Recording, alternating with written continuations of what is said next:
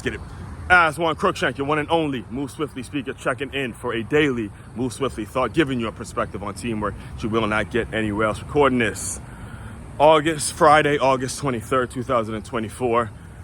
Normally around the time we're talking some football, want to be talking football. Actually, I had planned going into, say, yesterday, and a lot of the stuff I do here, it's impromptu speaking, right? So I had planned going in to give some thoughts on my experiences when it comes to the football season coming up, what I've learned and all that, but it was kind of interrupted with yesterday's cap on the DNC and listening to Vice President Kamala Harris speak. And I said it in yesterday's video. When you're following up folk like the Obamas and Steve Kerr, former high school football coach, and even I listened to Wes Moore, the governor out of Maryland. When you're following up incredible, energetic, Oprah Winfrey even, right? When you're following up these types of speakers, it is going to be a really, really challenging task to really bring it the way they brought it. And as expected, she just did not, in my opinion, she did not bring it the way she needed to bring it, as much as it was set up for her to succeed, as much support as she got, as energized as people were, as much as I personally, and again, and I'll preference everything I'm going to say about the speech by saying, look, I was raised by Caribbean parents. I've had great relationships with Jamaican fathers the same way. I see so much. I mean, I have this, if you know me personally, I have a incredible fetish when it comes to Indian women. All right. Me personally, when it comes to the look of it, I would love to see a woman like her as the president of the United States, but she just did not bring it. All right. The biggest thing, my biggest takeaway, and this is just initial thoughts and just something that I picked up in, because I'm not a Democrat, I'm not a Republican, I am a critical thinker, I am a free agent. I look at people, and as a person that does a lot of public speaking, as a person that has had experience dealing with, more in particular, women who are going through difficult times, women who are living through divorce, women who are living in domestic abuse situations and have lost babies. I mean, I had former clients who've had 7 miscarriages, and there's so many women in my line of work, and when it comes to whether it's younger women, whether it's mothers, whether it's people who want to be mothers, whether it's teenagers, whether it's young infants, a lot of women that are going through a lot of situations, and for you to represent that group or that gender, that group of people when it comes to what you're all about and kind of what you're basing your campaign on. When you get up there and you have your moment, this was your fucking moment. This was your moment to show people why you deserve to be the next president of the United States. You have people energized, you have people ready to roll with you, right? And you got up there and you mentioned Trump way too much. Too much mentioning of Trump. If you go back, and this is what I did, because again, I am a critical thinker. I'll do my research. I'll go listen to both sides and make an informed decision.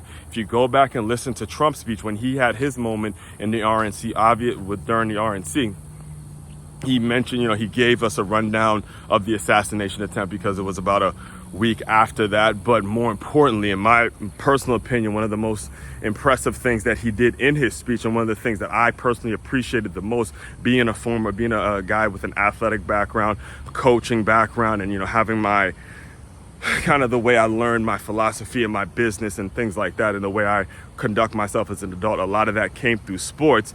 He made sure he said, look, he made an attempt to only mention his opponent, which was Biden at the time. He made a point to only mention him one time. He said it in his speech. He said, I only plan on mentioning the name one time. Kamala Harris now comes in her moment, and every time she gave her thoughts, or every time she was about to give her policy or what she planned on doing, she preferenced it by saying, well, this is what Trump plans to do, and then Trump's going to do this, and Trump's going to do that, and Trump's going to do that, and then she gave her policy. People don't want to hear that. People do not want to hear that. Again, you're speaking and you're listening to someone that has made a ton of speeches, that has spoken in many different crowds, and when it comes to the people, when it comes to the people who are listening to you, whether it is someone I'm interviewing, whether it is an address, whether it is the audience, it doesn't matter. They want to know what the fuck you're going to do. They want to know why you're the expert. They want to know why I'm listening listening to you. They don't want to hear about what your opponent is doing and what your opponent can't do, and then you're going to be the person that does this because you preference everything by saying what your opponent is doing or is not doing. That is not leadership. That is not what people want to hear. That is not something that gives confidence or gives you or qualifies you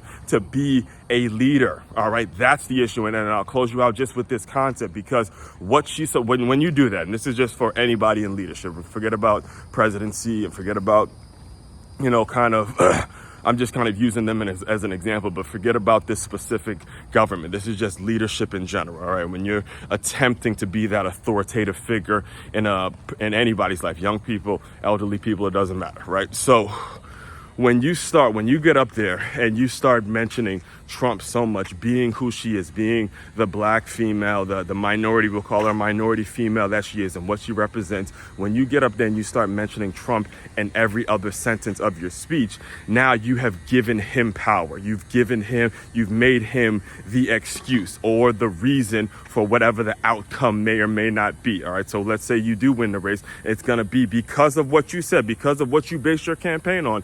If you do win, it's going to be because about how bad Trump was, because that's what you based the campaign on. If you lose, again, you have an excuse now, is because Trump manipulated this and Trump did that. No accountability, and that's not the direction. That's not the direction you need to be taking people. Forget about just gender in general. You should not be taking people in the direction of, I'm going to use this person as an excuse for why I'm not getting, or I am getting, whatever outcome it is that happens. That is the issue, and that's the problem. And that's why, again, like I said yesterday, it has yet to change my thoughts. As inspired as I was throughout this entire week listening to these awesome speakers, and me now thinking of how to get into politics myself, how to what it is I need to do to kind of put my name in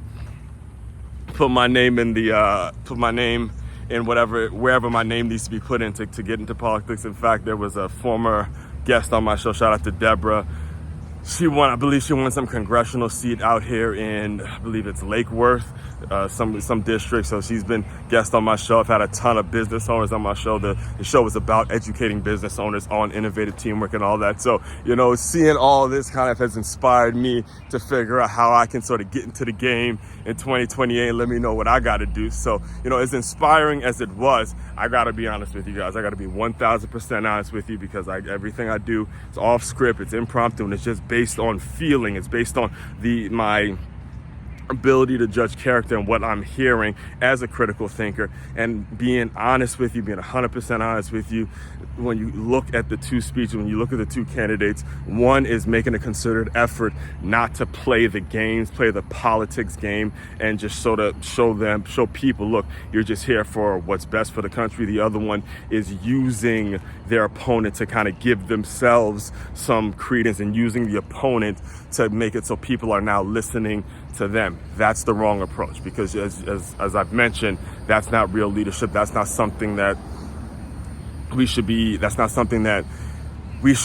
depending on when it comes to the major decisions. All right, this is just some initial thoughts. I'll have a whole lot more to say on this. Just stay tuned to the work I do. Everything is available. Main website to check out is makeyourmove.com. That's MakeYamove.com. One-stop shop for your teamwork and your self-development needs. Aswand, Cruickshank, your one and only Move Swiftly speaker, checking out. You guys continue to move swiftly. We will talk more soon.